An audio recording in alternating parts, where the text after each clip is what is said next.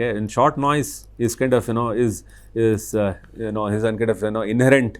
Is basically inherently there as soon as you capture.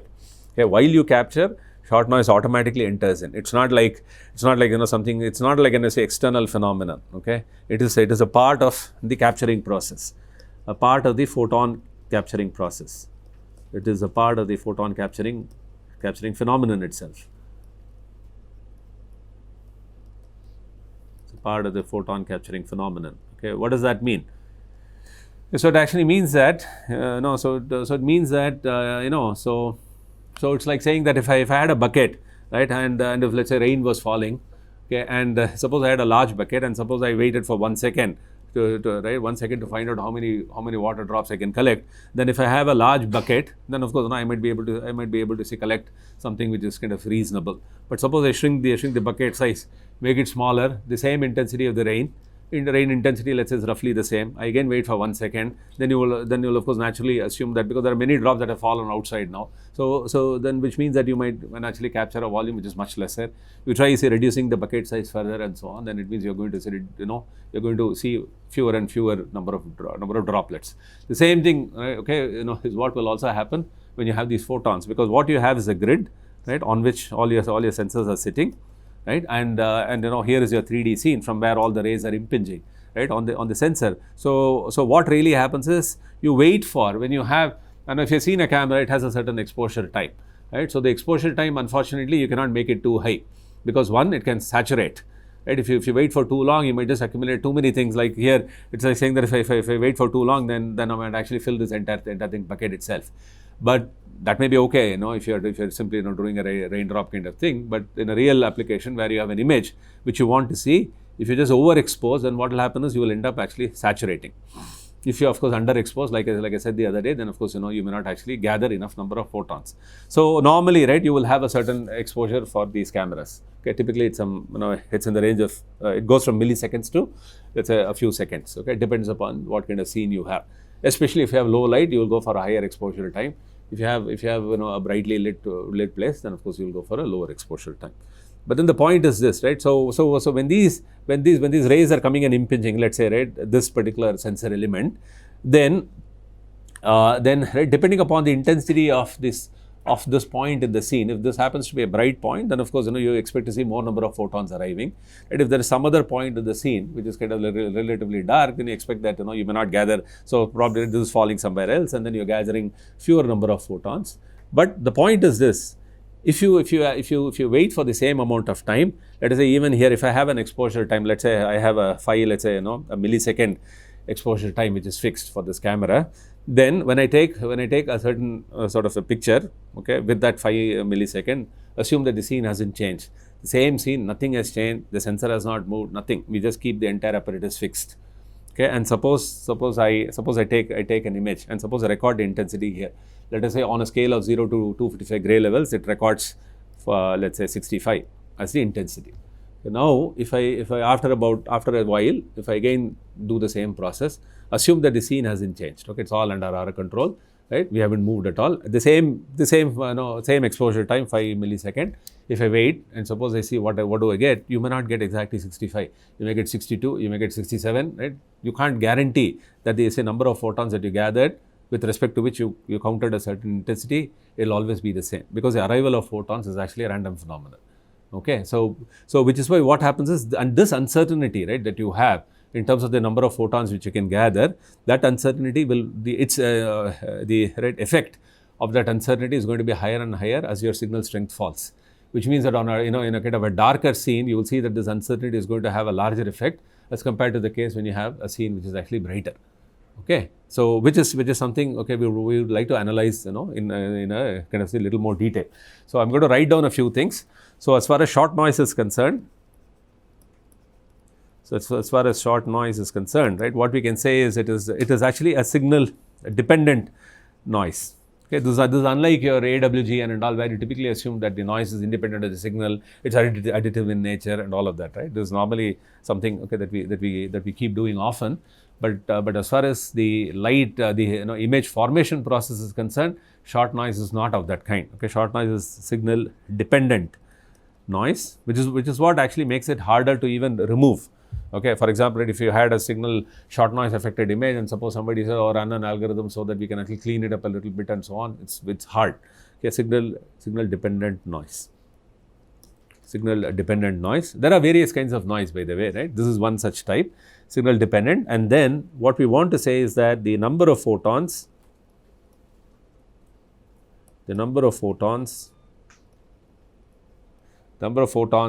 collected at a pixel,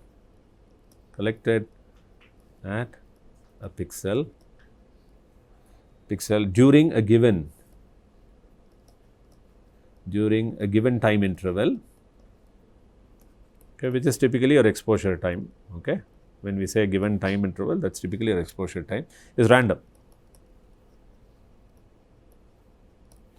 This is because the arrival of photons, okay, due to random arrival of photons.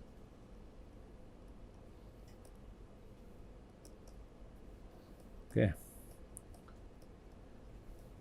and therefore, right, this can be modeled. This phenomenon can be modeled using a Poisson distribution. This phenomenon can be modeled using a Poisson distribution.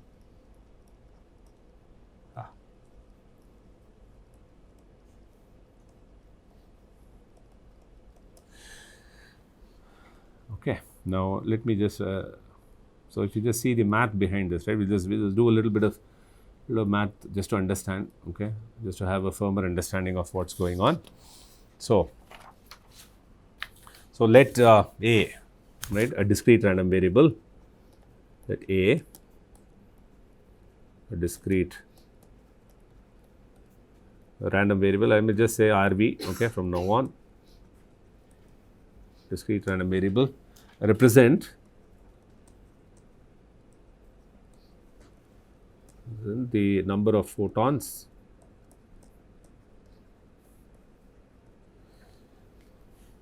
counted, collected, whatever you want to say. Then the fluctuation or the uncertainty, right, the fluctuation in the number of photons collected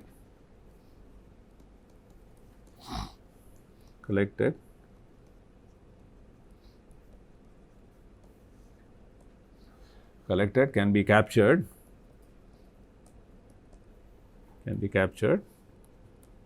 as follows, right. So what does that mean? So suppose you say, right, P of probability of A equal to K, right. Suppose, let's say, okay, now suppose we say that, suppose we expect to collect, okay, let me say, suppose we expect to collect lambda number of photons on the average, expect to collect, okay, so it means that, for that particular sensor element, for that particular pixel, suppose we assume that, we expect to collect on the average lambda number of photons, then P of A equal to K. So P is really a probability mass function in this case, right? This is a probability mass function. Okay. So P of A equal to K, as you know, will be given by a Poisson distribution, which is e power minus lambda power K by K factorial, and K going from this is a counting process, so 0, 1, 2 and so on, right.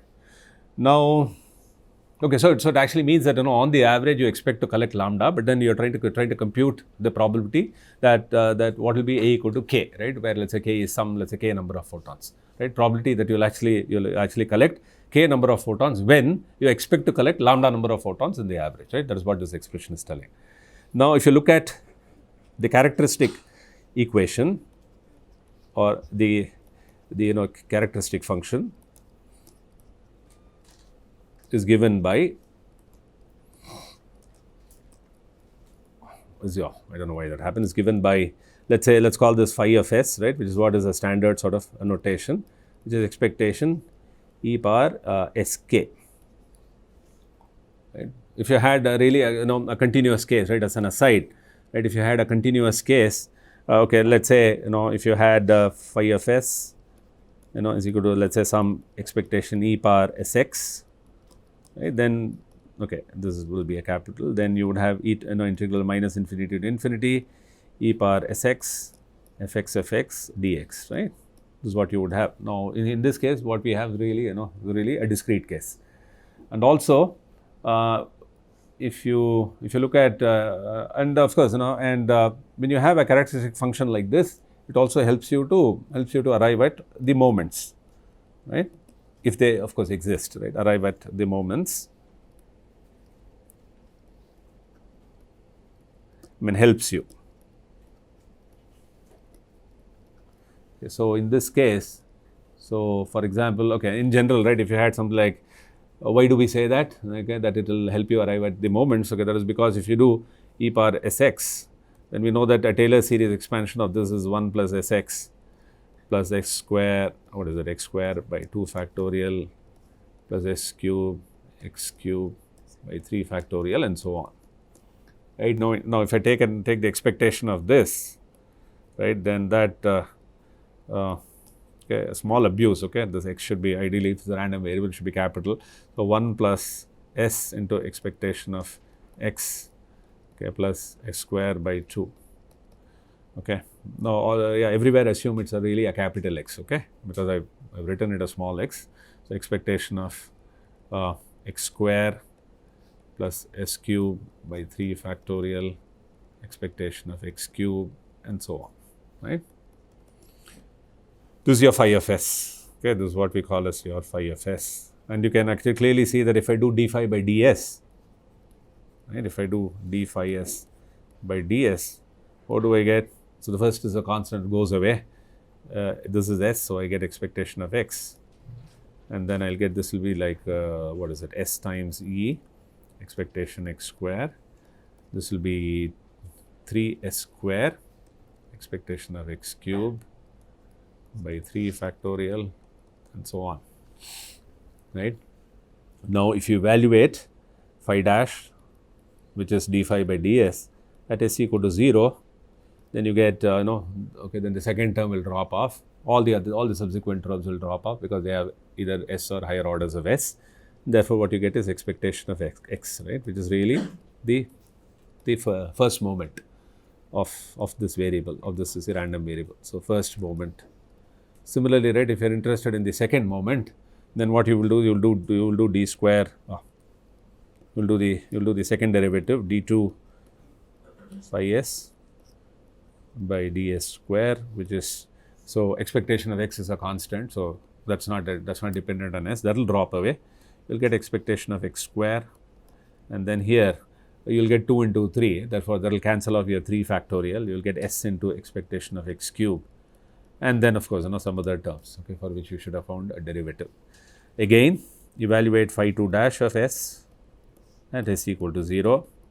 That will give you, this guy will drop off, so will all the higher order terms, and then you will get expectation of x square, which is nothing but m2, which is the second order moment, right, the second order moment, and so on, right, which is also the reason why we call this as an MGF, a moment generating function, because once you know phi of s, then you can if these moments exist, then you can actually compute them.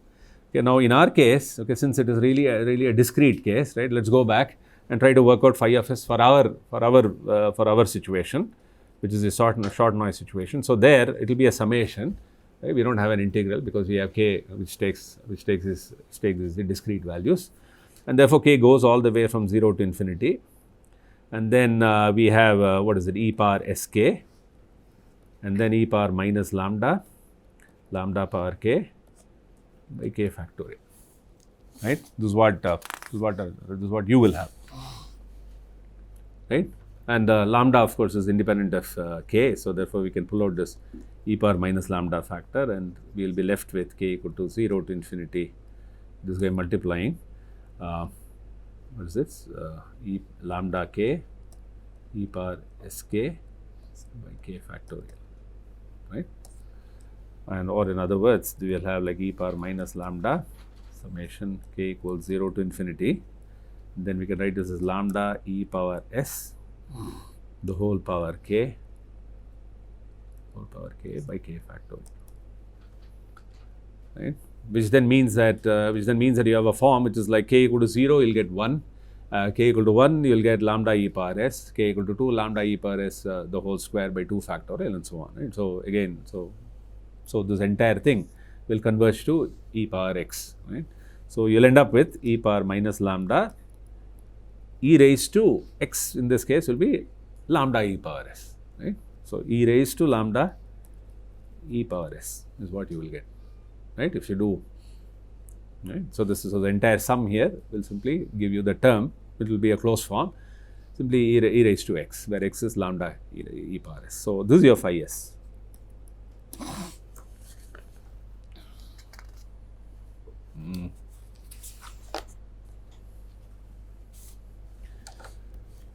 Right? Up to this point, it's okay. So now if you are interested at the first moment, then of course what we can do is we can do the same thing as we said. We will do phi dash of s and evaluate it at s equal to 0.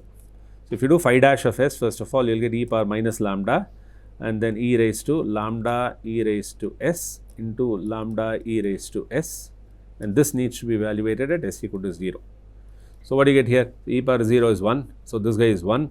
So e power minus lambda, e power lambda will cancel off, okay, and then you will be left with lambda, okay, which is why I said right at the beginning that if you are expecting on the average lambda number of photons, right, because the mean of this random variable A is actually lambda, okay, so which is another way to say that expectation of A is lambda, right, this is nothing but your expectation of A, okay, or in other words, for our problem, right, in our own physical interpretation, what it means is on the average we expected to be able to see lambda number of photons, to count. We expected to count lambda number of photons, but then probability that you will end up counting k number of photons is at e power minus lambda, that expression, okay. And then if you are interested in phi 2 dash of s, that also you can find out, evaluated at s equal to 0. So it is like lambda e power minus lambda, we can pull it out, and then inside will be e power s and then e power lambda e raised to s into lambda e raised to s plus what is it, e raised to lambda e raised to s into e raised to s, and evaluate this at s equal to 0, right. If you do that, then what you will end up with is lambda e raised to minus lambda, and then this is e raised to lambda, okay, because it's all, my s is not very clear, but this is e raised to s, okay, and therefore you will get you will get a lambda also, lambda e raised to lambda, correct, plus here this is 1 e raised to lambda, which then means that you will get what do you get, lambda square plus lambda, that is your m2, okay, that is the second moment. And we all know that if you are interested in the variance of A, so variance in terms of the first and the second moment is what, m2 minus m1 square, right, you know that, right. So it's like saying that expectation of, suppose you had some random variable x minus, if the mean is mu, then this is, we know, expectation x square minus 2 mu x plus mu square, which is like expectation x square minus 2 times, so it will be mu square, right, because you will get expectation x into mu, expectation x is already mu, plus mu square. So this is expectation x square minus mu square, right. So which is expectation x square is m2, mu is m1, so m2 minus m1 square. So what is our m2 in this case is lambda square plus lambda minus m1, m1 was lambda, right, okay, this is m1, okay, this is m1, and therefore you get minus lambda square, which is equal to lambda, or in other words the standard deviation, that means your deviation about the mean value will then be, let's say, standard dev of A is equal to root lambda, okay. So it actually means that if your signal strength is lambda, then your noise strength is actually square root of lambda, right. So so what it means is, if you are actually expecting to let's say so if your lambda is expected to be around, say, 1000, okay, suppose let's say on the average for a particular location, okay, these are like location dependent, because you see in characteristics could be varying all over, right. So at a location, if you are thinking that you are expecting to gather 1000 photons, very likely that you will gather something like 1000 plus minus root of 1000, which is like 33, what is that, 33 something, right? So 33.33 whatever. Now if you had expected to gather only 100 photons, that means you have a slightly darker scene now, right? Because you have only about 100 photons, again for the same time. This all time is kept fixed, okay? Suppose you expect to gather only 100 photons, then it means that your uncertainty will be 100 plus minus root of 100, which is 10. If you still have a much more darker scene, then it means that you're looking at some like an average of 10 photons, let's say.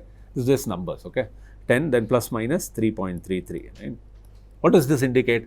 This actually indicates that if you look at the relative change, okay, relative change that you expect to see, right, is actually, okay, relative change, okay, is lowest here, and then, okay, it keeps increasing as you go down. Correct? Lowest because here, I mean, on 1000, a 33 change doesn't appear to be so very significant. But then at 10 on 100 looks a lot more significant. And then, a 3.33 on 10 looks even more significant, right?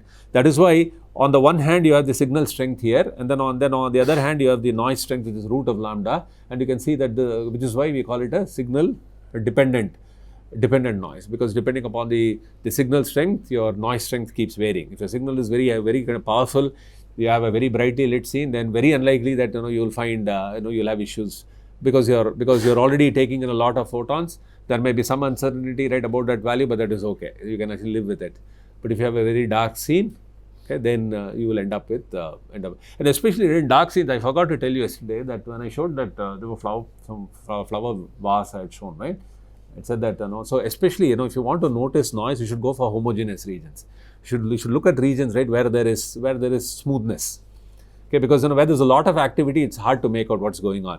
But then if you go to places where things are smooth, okay, then it's like saying if there was no noise, you would have found that to be kind of a uniformly nice region, right? Just like a wall, for example, you might just want to see that all intensities are roughly the same. But then if there's low light, okay, then what will happen is when it tries to estimate those values, there will be this uncertainty, right, because of low light, and there you will see the noise activity much more, okay, rather than looking at regions that have a higher activity. Okay. Now that is the notion of the. Now what there is a nice interplay. Okay, by the way, between there is a nice interplay. Okay, interplay between short noise, motion blur, and the resolution.